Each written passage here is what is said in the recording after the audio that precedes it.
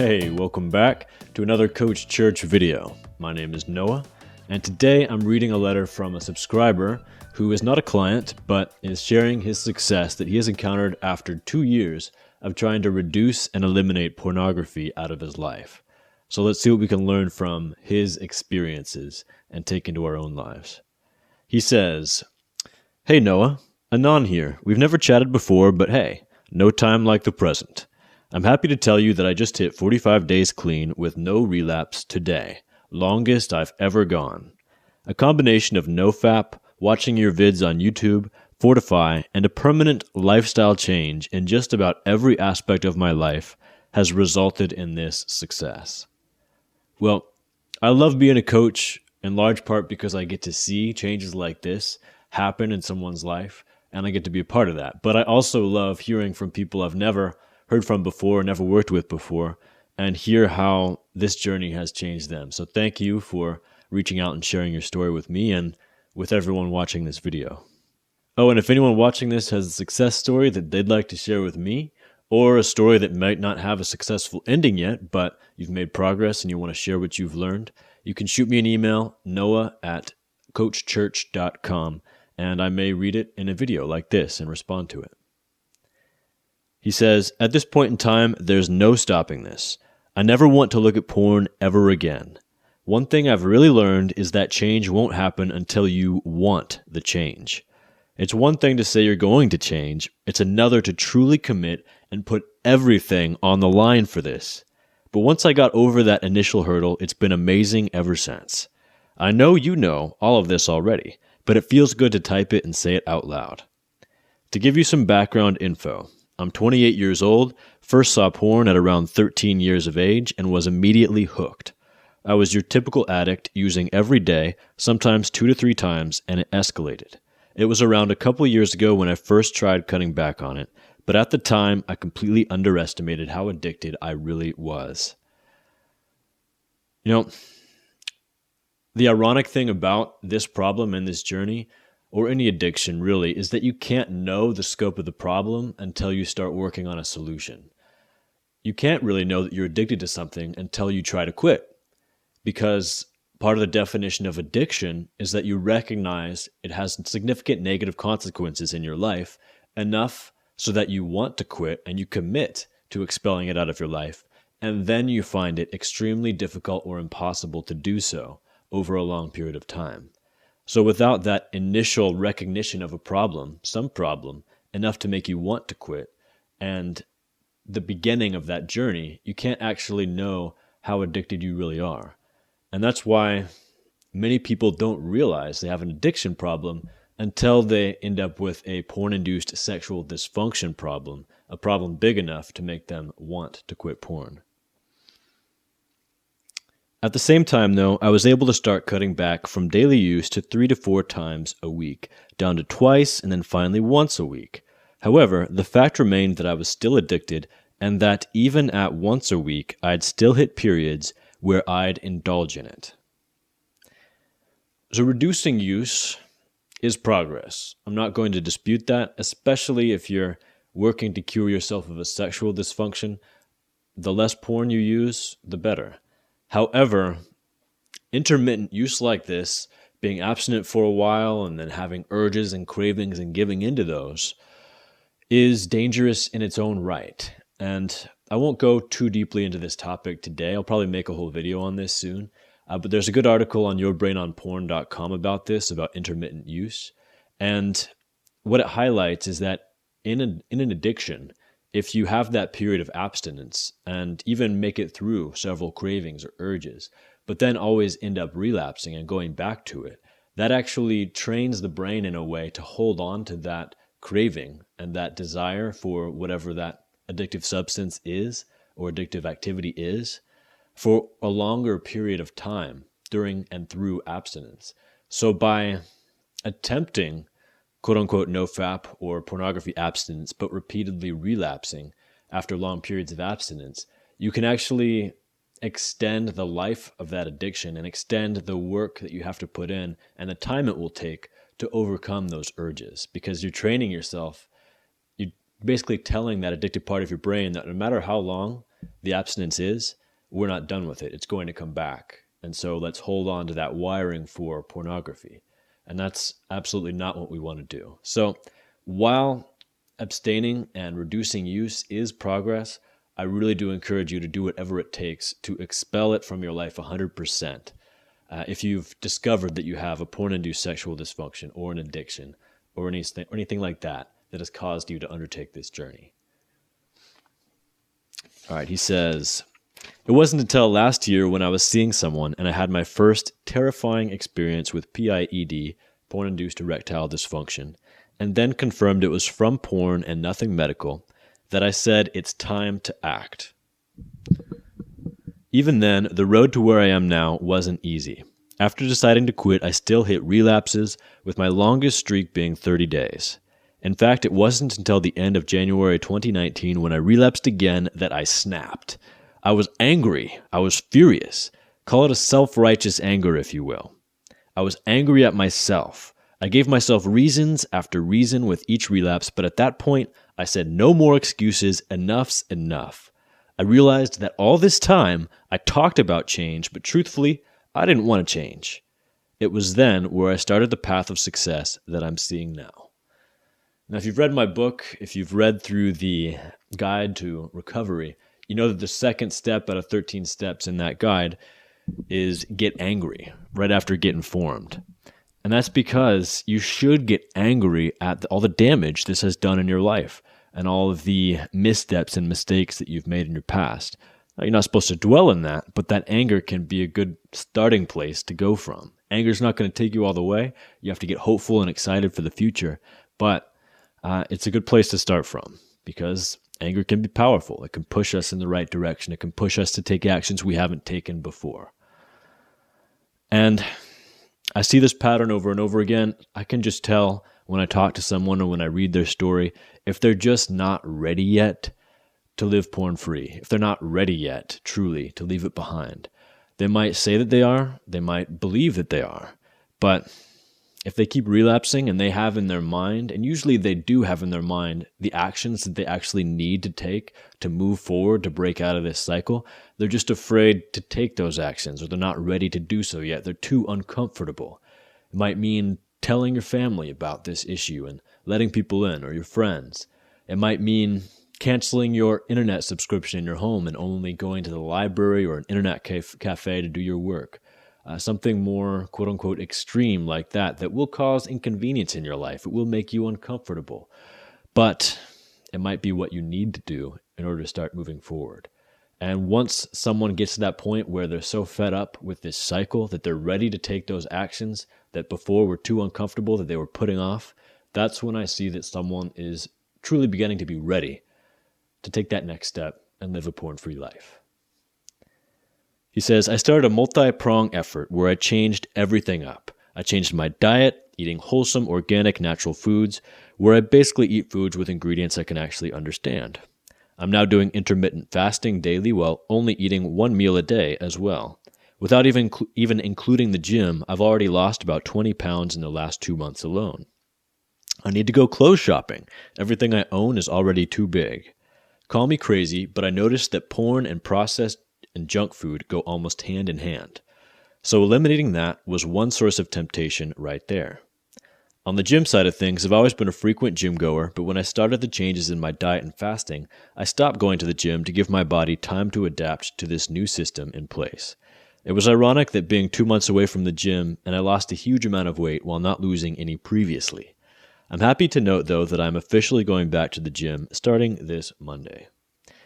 Physical and mental health, they go hand in hand. I've written about this before. I think I have an automatic newsletter about this topic, about exercise and healthy eating being so freaking good for mood, for alleviating depression, for allowing us more energy and motivation, and really boosting our mental health at the same time that we boost our physical health. And at the same time, once you start to tackle a negative habit in your life, like pornography use, it has a cascade effect, or at least it should if you're doing it right. It makes you start to want to work on other aspects of your life, gets you excited to improve in other ways. Go to the gym more, Work on your diet. Work on skills that you've always been passionate about. Build your friendships, your social network. Find that one person that you want to settle down with. Whatever it might be, it can start a domino effect when we find that keystone habit that is really at the crux of what we want to work on in our lives. And for many people, that's pornography. And if you start to work on the rest of your life and build up the rest of your life, the less need you're going to have for an escape from that life, right? Because people use pornography or whatever other addiction as an escape from difficult emotions, from problems they don't want to face, from whatever they're trying to run away from. So if you build a life that you don't want to escape from, it's going to really help face down those urges and overcome that addiction. I changed my choices in music as well. I cut down on rap and hip hop and R&B and looked into other genres of music that I generally feel good listening to. So far, I absolutely love listening to Frank Sinatra and Beethoven, especially while prepping my dinner. I'm basically exploring this day to day. So if you have any suggestions, feel free to throw them my way. I like rap and hip hop and R&B. I don't think they're necessarily bad or draining on your mood, but I understand why you think Frank Sinatra or Beethoven is better for you, and I think it's well worth exploring. I think we take a lot of media, especially music, for granted. It's just always there, it's always present, and it's a way to distract ourselves. So one suggestion I'd have is spend more time without any distraction. Doing something that you would normally want to be distracted for, like washing the dishes or prepping a meal, driving. Take some time to consciously shut off all distractions and just focus completely on that thing. And that's actually a form of mindfulness meditation, active mindfulness meditation. If you bring yourself back to the present and focus completely on the task at hand, when doing something simple like prepping dinner, washing dishes, or driving for many of us, then that's a skill we will develop that we can then employ when doing more complex tasks that really need our full attention, because we'll be more accustomed to focusing entirely on one thing at a time. And that's a skill that can be really valuable to develop. The first couple of weeks of this keeps sagging. I gotta tighten this up. All right. The first couple of weeks of my current success streak, I purged myself of almost all social media and anything that might lead me to relapse. So web blockers on my phone, laptop, smart TV. I made it impossible to access porn from my house. I deleted Facebook and Snapchat off my phone. I'm still currently working on reducing my social media presence overall as well. When I felt like watching TV, I spent more time watching documentaries that I found interesting instead of watching comedies, action movies, or basically anything that might make me relapse.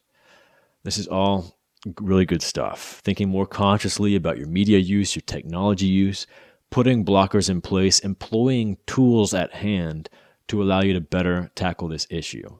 There's no shame in using the tools that we have available to us to accomplish a task like overcoming addiction.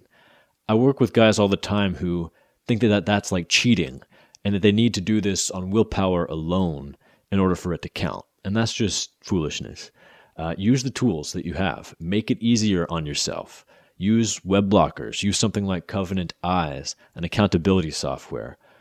Tell people about this issue and let them in, let them help. Build a support system around yourself. You don't have to do this alone. And in fact, it's impossible for a lot of people to do this alone. We need support on this journey. So making these changes is a good sign to me. It indicates that, yes, you are on the right path. I do still play video games, he says, but the time of being addicted to them has long been over. I'll usually play for maybe an hour and a bit later on in the evening after eating supper, and I'm winding down before I go to sleep. With summer just around the corner, my video game time almost completely disappears though, because I spend more time outside and with friends. Now, video games aren't inherently bad or unhealthy. Neither are Netflix or gambling or desserts or whatever other activity or substance might become a vice when used the wrong way. It's about how we use them.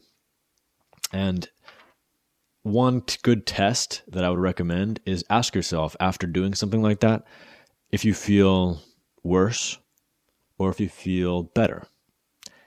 Often we finish something like a video game binge or binge eating overeating on junk food, and we might feel better while we're doing it because it's pleasure, it's distracting us. But afterward, we usually feel worse because we feel regretful. We know that extra dessert is going to go against our overall goals. We know that 5 hours playing video games took away from better things we could have been doing with that time. So if you afterward feel worse, it's a good sign that should be something you should work on reducing and being more mindful about. But if you feel better and it was just time well spent, relaxing, and you already got everything done you needed to for the day, then probably not an issue. As I said before, I started up NoFap, spent a lot of time watching your videos. I also read your book, great read.